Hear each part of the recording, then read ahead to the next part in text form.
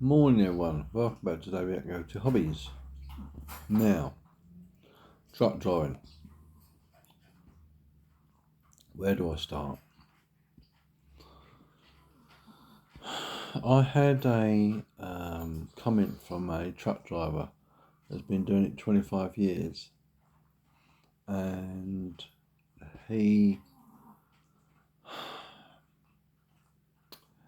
I think we all truck drivers get to that point where you reach the end of the road and you hate the job, me included. I was going to go into IT because I'm good with computers as well, but the money I'd have to spend to get a Microsoft certified engineer was about £1,400, and that was about 10 years ago. And I thought to myself, gee whiz. And then I got one of them, just knock it into about £700. And I thought, I'm just chasing dreams. The trouble with this job is that two things. One, find a good employer. Yeah. And two, find a good job. You either get one or the other. I started to have one, but I ain't got either now. The job's crap, and he's alright, but it's like any truck driving job. You're used and abused. And I'll give you an example. I've used it before and I'll say it again. And that is, bosses, companies think you're Santa Claus. Yeah? You got your sleigh and the reindeer on front, and you can fly through that sky. You can go round the world in a blink of an eye. But they think you got pallets on the back. You got 26 pallets of goods, and you can just, right, Rudolph and the rest of you, reindeer, we're going to this place today. We're dropping off, then doing a collection over there, and we're going back to the depot afterwards. Blink, job's done. Wouldn't that be nice, eh? But I don't think we'll get paid the same somehow. But the point I'm trying to make here is two things. One, it's the job and the bosses. You either get one or the other, or you get neither. But it turns out to be neither, as I later found out down the line. So how do you get around this? And also, the point is your attitude and how much they piss on your strawberries. And you know as well as I do, there's only so much piss you can take before you say enough is enough. And I went for a job, right? And they replied to me and phoned me up, and I said to them, I think it's a good job, but it's the lack of maintenance on the vehicle. And he said to me, you'd be surprised the people that say that to me. So it's got to be industry wide that it might be a good job, but the vehicles are crap. And it is the same it was the same for my vehicle. It took me about 12 hours to get my unit in a presentable state. In other words, I can leave my boots on the footstep at the side and just walk around in my bare feet. It is that clean. And what really does piss on my strawberries is when the boss lets someone else use my unit. And an example is this. A bloke turns up for work on Friday as I finished, and I said, please don't use my unit, all my gear's in there, and if you wouldn't mind. He didn't say no, he didn't say yes, he said alright. It doesn't mean yes or no. And if I find out he's used it tomorrow when I go in to keep overnight in the lorry, I'll be messaging the boss. But this is the whole thing. And that is, you either have a good boss or a bad boss. There's no happy in between. And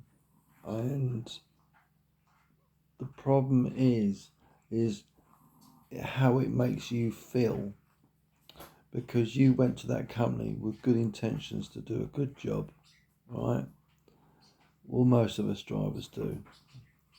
But the problem is this: the company, the boss, let you down.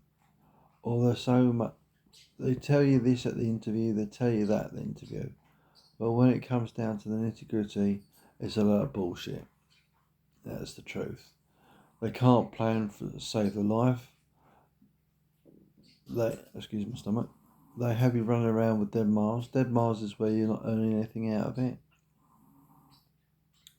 And the repairs don't get done to the vehicle. You're not only risking your license, but your livelihood. Because you get stopped with VOSA, they pull that unit, pull your wagon up, and you could have many things wrong with it. And you think to yourself, well, you're potentially, signing your life away. I had last Sunday an instance where I had a trailer tire which was illegal. And I thought, I'm not taking it out. It cost me a 6-hour delay. So instead of being parked up at 6 o'clock at night, I parked up at midnight. And which had a knock-on effect for the next day, which I started at 9 o'clock in the morning. I had a 9-hour reduced. Complete utter cock-up. I think to myself, he just doesn't care. The boss doesn't care. He's running a shoestring. But I'm not the boss. And because I've had my own company, I know how bosses and how it works. And that is all those repairs and everything to the vehicle, the running costs, your wages and everything. It all comes out his tax liability. Oh, by the way, excuse the noise, the bird. So it comes out that whatever you cost in wages, whatever costs the repair, what tax liability he's got at the end of the year, that's set aside. Instead of spending money on tax, that goes against his tax. So they're not daft by any means, but they lead you to believe that they're running on a shoestring. Anyway, we sort of deviate off a subject, and that is, how good is the boss? How good is the job? If you're not happy, it's time to walk. And you need to find a job that is going to be to your liking. Be like me. You go on Indeed, right? Depends which country you're living in. Your country might be different to mine, where you have a system where you look online and there's jobs advertised. Do what you want to do in your country. But I'm just saying, in my country, the UK, I use a company called Indeed. And it's free to use, and you basically look for jobs. And that's how I find my job where I am now. But there's plenty of jobs out there, and it boils down to, if you're not happy, you look for another job. I used Indeed. I made my own CV. I've never made one. I'm 64 now, and I've never made a CV in my life. And if I can do it, you can do it. It's not a case of can't, a case of can, but it's just a case of can and learn. Yeah, you can use a bit of other people's stuff and you just manipulate it. Google it. That's how I did it. Google it and then use a bit of text, paste it into it. You don't use all of it. Just, tweak the words a bit and you end up with a good CV. That's as simple as that. That's how I did it.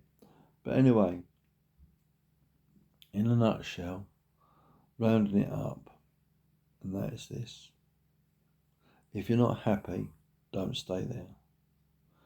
If you think, the boss is taking the piss, make sure you got yourself a backup position first. You don't tell him to F off without having a job in the pipeline, do you? Because that would be stupidity. So you can go in and you say, I'm done. Right? But make sure you got yourself another job lined up. Yeah? Simple as that. And if you have to give a week's notice, yeah? Give a week's notice. Yeah? And then what you do on the Friday, yeah? You'll have your wages, you'll have everything in the bank. Make sure you got everything in the bank first, and then you tell the boss what you think. Alright? That's the way to do it. You don't do it the other way around, because you just screw yourself up. So a little tip for you there. Anyway, leave a comment down below. Please like, share and subscribe, and we'll see you next video. Take care and safe driving.